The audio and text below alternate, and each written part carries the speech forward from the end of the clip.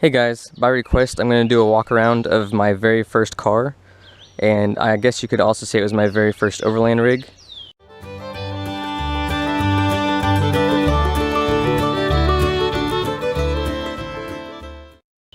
Just keep in mind, when I was 15 I learned how to drive on this, and when I was 16 I drove this to school. It was totally stock, didn't look anything like this. It looked like it just came off the showroom floor. It was shiny black, had factory chrome wheels, you know, it's just totally stock. Interior's 10 out of 10, and as you can tell it's very well loved from driving back and forth from North Carolina to Florida.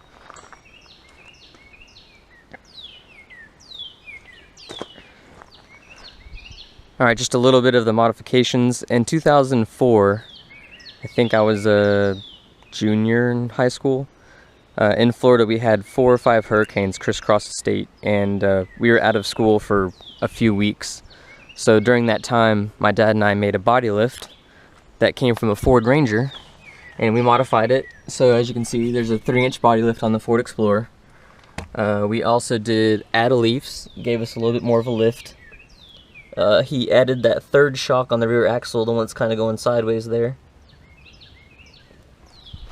In the front, we tightened the torsion keys, gave it a little bit more lift. I don't think we did anything else in the front other than the body lift.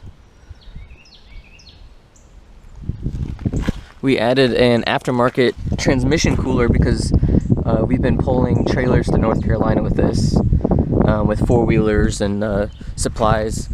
Back when I was in high school, none of this was here. This is just woods. So we took the Explorer, that little black trailer, and we went back and forth and brought enough wood, and we built that little tiny cabin right there, and that's what we used to stay in when we'd come up here.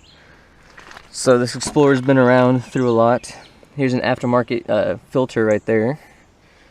On the front we have a brush guard, some upgraded LED lights. Big improvement. Alright, let's see if I still remember this number. Hey, look at that. Alright, inside we have a transmission temperature gauge. Can you believe the interior? The headliner has not fallen yet. I mean, this is kind of ripped, which has to be expected, but the interior, other than just being dusty and dirty from being in the mountains, steering wheel's not even ripped or anything, and I think it has, let's see, are the keys in it? No. It has 160,000 miles. Oh yeah, 161,000. This switch right here is for the fog lights. This right here, this Ford Explorer has all-time 4-wheel drive. So it's auto, 4 high, and 4 low. We found the wire, I think it's called the brown wire mod. You find the wire, you cut into it, put a switch. That way you can lock out the auto 4-wheel drive, and it'll be 2-wheel drive. It's supposed to help just with fuel mileage and wear and tear and stuff, but now you don't have that 4-wheel drive kicking in every time one of the wheels start to slip. So that's pretty much all the mods for the Explorer. It's been a really great truck. It's really dirty, I should probably detail it, but I think we got 32 1250s on 15 by 8-inch rims. Let's see, 32 1150s. They've been good tires. Other than that, that's all the mods I can think that are done to it. I'm sure we have a K&N air filter and just little things like that. These tow hooks came off a Chevy Blazer, S10 Blazer. Got those bolted on there.